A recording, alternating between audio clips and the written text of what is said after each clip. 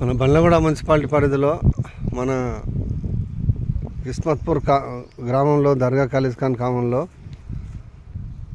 మన వినాయక్ నగర్ కాలనీలో రోడ్లు చాలా గలీజ్ ఉన్నాయండి. మన ఎంత అంటే పల్లెటూరు రోడ్ల కంటే ఎలా ఉన్నాయి, మొత్తం కచరా చెత్త ఉంటాయి, గుంతలు గుంతలు. కమిషనర్ గారు ఒకసారి చూడండి మీరు ఆ కాలనీకి వచ్చి. మొత్తము మరి లక్షల రూపాయలు ట్యాక్స్ కడుతున్నారు ఆ కాలనీ వాళ్ళు.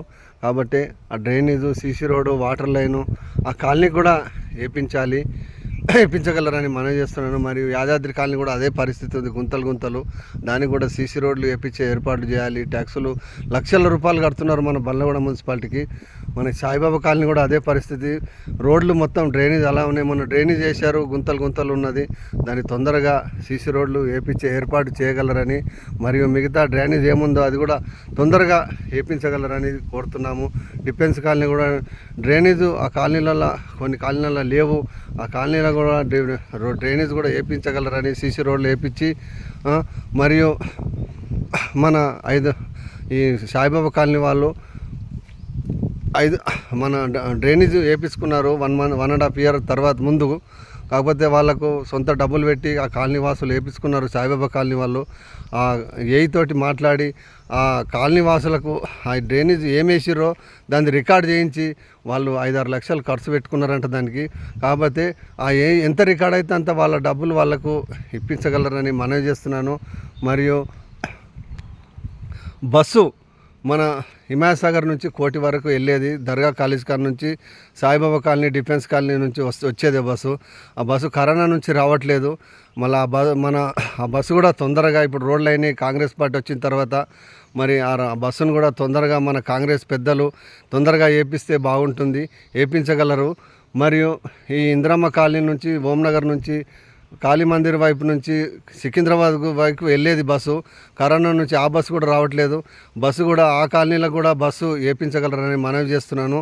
మరియు పింఛన్లు కూడా, కొత్త పింఛన్లు కూడా మన బండ్లగూడ మున్సిపాలిటీ ప్రజలకు, మన గండిపేట మండల ప్రజలకు అందరికీ కొత్త పింఛన్లు, పాతవి మన కొత్తవి రాసుకునే ఇప్పటివరకు వాళ్ళకి రాలేవు. భర్త చనిపోయిన వాళ్ళు అడుగుతున్నారు మమ్మల్ని.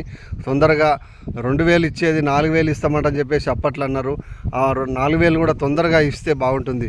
మన గండిపేట మున్సిపాలిటీ ప్రజలకు అందరికీ, మన పేద ప్రజలకు 60 గజాల స్థలాలు 2006లో ఎలా ఇచ్చారో వైఎస్ రాజశేఖర రెడ్డి గారు, ఇప్పుడు కూడా ప్రతి గ్రామంలో 500 మందికి ఇళ్ల పట్టాలు ఇవ్వగలరని మనవి చేస్తున్నాను. మరియు కళ్యాణ లక్ష్మి, తులం బంగారము, 1,00,000 రూపాయల చిల్లర ఎంత ఇస్తారో అది కూడా అప్పుడు మన ఎలక్షన్లో అప్పుడు హామీ ఇచ్చారు రేవంత్ అన్న గారు శంషాబాద్లో. దాన్ని కూడా తొందరగా అమలు చేస్తే పెళ్ళిళ్ళైన ఆడపడుచులకు, కాకపోతే తొందరగా వాళ్లకు అవి కూడా ఇచ్చే ఏర్పాటు చేయాలి. బీఆర్ఎస్ పార్టీ వాళ్ళకు సంధి ఇవ్వద్దు మనము, కాకపోతే తొందరగా ఇవ్వాలి. మరియు రోడ్లు, మన యాదాద్రి కాలనీ రోడ్లు అన్నీ అవి కూడా తొందరగా చేపిస్తే బాగుంటుంది. మరి వాటరు మన కిస్మత్పూర్లో మన వాటర్ ట్యాంక్కు నీళ్ళు రావట్లేదంట, వాళ్ళు వాటర్ సిబ్బంది చెప్తున్నారు. మరి వాటర్ కూడా అట్లకెళ్ళి రాంది, వాళ్ళు కూడా ఏం చేయలేరు. కాకపోతే కమిషనర్ గారు వాటరు ఆ ట్యాంకులకు యథావిధి వాటర్ సరిపోయినంత వాటరు వచ్చే ఏర్పాటు చేస్తే వాళ్ళు కూడా సిబ్బంది అన్ని కాలనీలకు వాటర్ లైను తొందరగా వాళ్ళకు ఏ టైంకు ఆ టైంకు ఇప్పించే, నీళ్ళు రాంది వాళ్ళు కూడా పంపించలేరు వాటరు. కాకపోతే తొందరగా ఆ కాలనీ ఆ ట్యాంకర్లు ఇప్పుడు వస్తున్నాయి, ఆ ట్యాంకర్లు ఎక్కడ పోతున్నాయో తెలియదు. మరి వాటరు లేని ఆ వాటర్ ఇప్పటి వాళ్ళు, మరి ఆ కాలనీలు ఎవరికైతే నీళ్ళు సరిగా వస్తలేవో ఆ ట్యాంకర్లు ఆ కాలనీలకు సప్లై చేస్తే బాగుంటుంది. మన్యమోనెక్స్ వార్డు మెంబర్ కిస్మత్పూర్.